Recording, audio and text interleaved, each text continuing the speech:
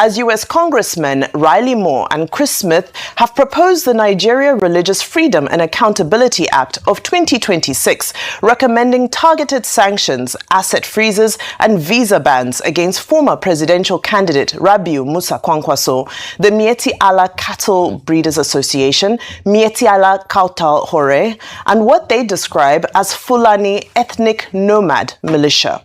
The bill alleges that the named individuals and groups are responsible for severe religious freedom violations. Shared by Moore on X earlier today, the document outlines statistics and historical accounts of attacks on Christians and on Muslims who advocate religious tolerance. It cites a lack of prosecutions or convictions of jihadist actors, characterizes this as a failure of the Nigerian government, and calls for coordinated support from France, the UK, and Hungary. The report also urges investigation into cases where non-Muslims are allegedly subjected to Sharia or blasphemy laws, and makes reference to victims including Rhoda Jatau and Deborah Yakubu. Now let's take a look at some tweets coming from the United States X space. Sean Nelson said the powerhouse team of Rep. Chris Smith and Rep. Riley Moore today introduced a new bill on religious freedom in Nigeria, increasing accountability measures, including recommendations for sanctions against Fulani militia and former Kano State Governor Kwankwaso, who introduced Sharia criminal law there. Nakabulu responded and said, well, how much were you paid to target and tarnish Kwankwaso's image? Zamfara State introduced Sharia first in Nigeria as part of their right because it's in the constitution of Nigeria. Christians are safer in Kano State than virtually Christian-dominated states in Nigeria. Well, of course, what we do know is that the first governor to introduce and implement Sharia law was Governor Ahmed Sani Yerima of Zamfara State in January of 2000, with other states following after that. Well, could this be a case of mistaken identity? Although we know that the bill itself, the proposed bill itself, doesn't make reference to Kwankwaso implementing Sharia law, but the commentary around it alludes to that. So it's a very huge development, because there have been several threats about naming people and outing people.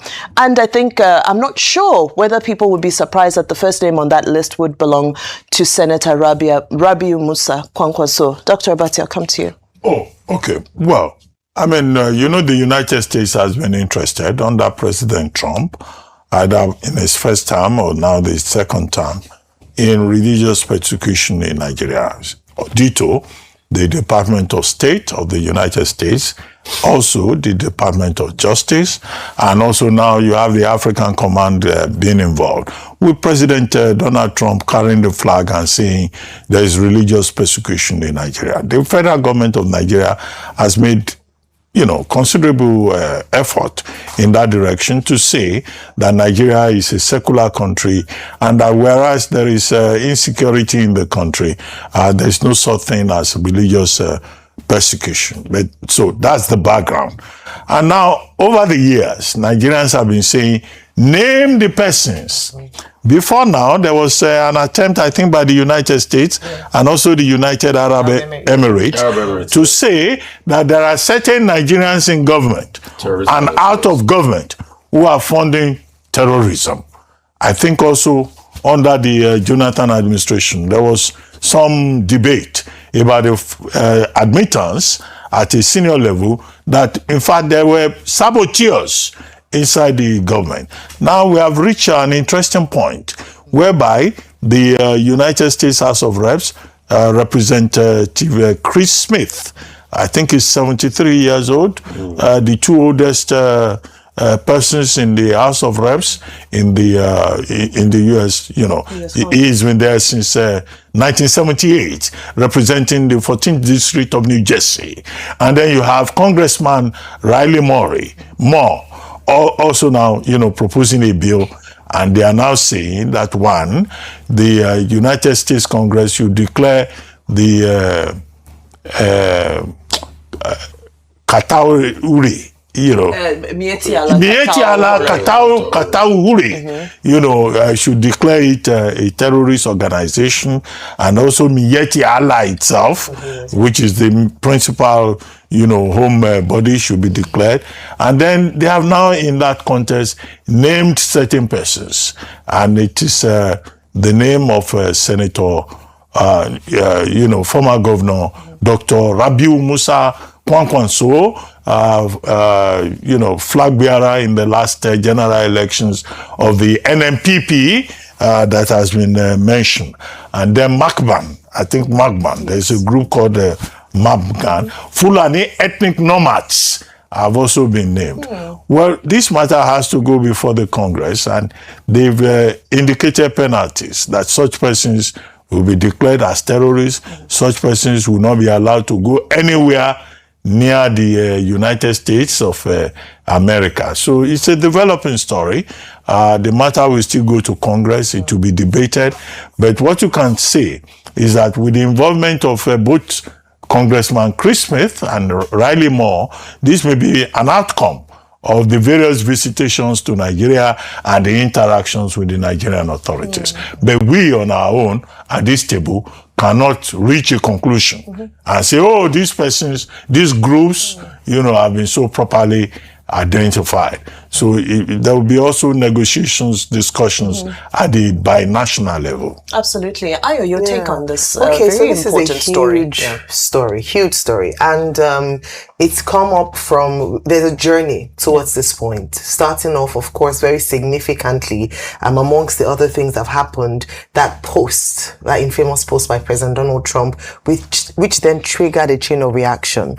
Obviously, from the Nigerian end, efforts that have been made to convince the U.S. government that there's no Christian genocide happening has not seemed to yield much fruit, because the conclusion of this bill is that there is Christian genocide happening. In fact, before we talk about the main thrust of the story, which is the naming of some of the people they've identified to institute the Magnitsky Agreement Act, which includes asset freezing. It's not just visa bans, it's also asset freezing, and also this would have an implication for them beyond the United States of America. In fact, in this bill, some of their partners are mentioned, the United Kingdom, as well as others are mentioned, and they might, France, and some of them might also decide to take on the same action.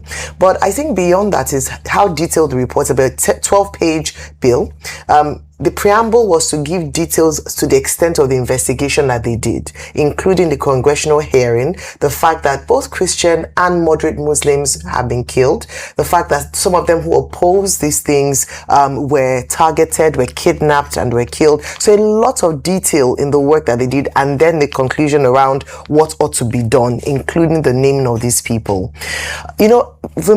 All through this journey, let me call it that, what I've been insistent on is that I wish that Nigeria took the lead on this, because it is quite sad that we're now referring to or depending on the United States to tell us what is happening in our country and what ought to be done. I want to almost say the audacity of one sovereign to interfere in in fact, what they've cited as an example is that it's a threat to U.S. national security, and that's why they've taken an interest in this matter. But it should be more of an interest for Nigerians. But I think we can't even begin to decide whether or not there's Christian genocide in the first place before we decide to begin to take action in that regard. So that's my first point. The second point then I would then talk about would be, what would be the implication of this naming of these individuals, of these people? I agree with Dr. Bati not to jump the gun, because I would like to understand the reasoning there, because they didn't actually give a clear reason why he in particular was identified. And I'm glad that you drew in the Sharia law, because they mentioned it in this bill, that the Sharia law, blasphemy law was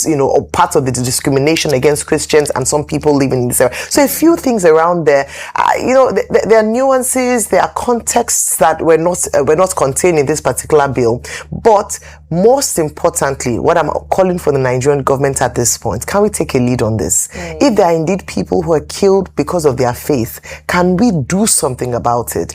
Can our senators, and this is where we call the National Assembly, can they do something about it? Their counterparts in the US have gone ahead to present their own report and made recommendations, and a bill has been passed. Can we do something about it back home? And finally, I'll rest on this point that, most importantly, can we now, they've accused, one of the charges brought against Malami is the fact that he didn't do anything about the list that was was brought before him, and making that renewed call that can we also identify the terrorist financiers or supporters or backers in Nigeria and do something about it. Exactly. That's what I would say. And it's sparking another conversation that we had in the beginning, which is that is the Nigerian government collaborating with the United States as equals, or are we cooperating, meaning there's some form of coercion happening for us to sort of, agree to the terms that are being set out? Because it does seem like the United States is taking the lead.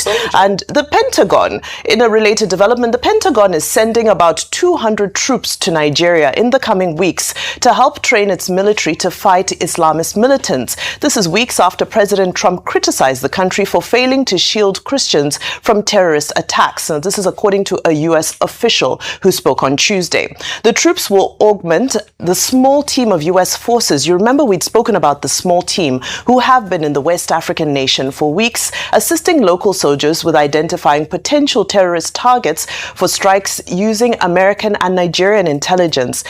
This is what the official said, who spoke on the condition of anonymity and was discussing operational matters. The new troops, whose impending deployment was reported by the Wall Street Journal, will be assigned to locations across the country to provide troop training and technical expertise. The U.S. troops, it is reiterated, will not be involved in combat operations. This is according to the official who spoke on this matter. An exclusive that was released by Wall Street Journal, of course, has now been widely circulated. But, Rufai, just to put these issues together, now we're seeing names, there are lists. Some people are arguing that, why are we nitpicking this one name on the list when there's several governors? If it's about Sharia law, there's several governors who implemented it. If that's the context, what is the context? Give us the detail and give us your evidence as well. A lot of things have gone awry in Nigeria, and we remember the conversations around Sharia law sprung up, in the early 2000s. And we knew there were going to be a lot of blowbacks, and we're beginning to see the blowbacks now today. So it's not today that we've been talking about this. For what it's worth, those that say, there should be Sharia law in parts of this country, if we also now make the argument that can we also have canon laws in some parts of the country, they will say no, straight away. So we should be careful. Ayo, you asked a very fundamental question. Why can't Nigeria take the lead on it? Because the Nigerian state cannot handle the complicity in this matter. Pure and simple. There's complicity. President Jonathan said it. Dr. Bati, no lie. President Jonathan said it this time about complicity in the fight against insecurity. This government has also said it. To a large extent, we've not been able to handle the complicity. Till today, we've not answered questions around, number one, Vimbai, who ordered the military to leave 30 minutes before the KB girls were picked up. Look at the case in Kwara. We talked about complicity. When they forwarded the report that these criminals are coming to the security authorities, who informed the criminals that made them get angry and come quickly? Complicity. Secondly, it's because of that complicity too, that after the UAE released that list of terrorist financiers, the government can't go after them. So if you have a case of complicity, America will come and write your narrative for you. That's what's happening. It's not that we can't solve the problem of insecurity, but we are not bold enough to solve the problem of complicity. I mean, this was the same country that fought Mitasani in the 80s. So we are not bold enough to fight the complicity that has gone into every single architecture. That's why Americans are taking the lead. And you can never be equals with America. American defense budget is over 800 billion. That's 4 times our national GDP. Well, I believe that reactions will continue to come in, and this conversation will move forward as this is a huge development with regards to our insecurity issues and relations with the United States.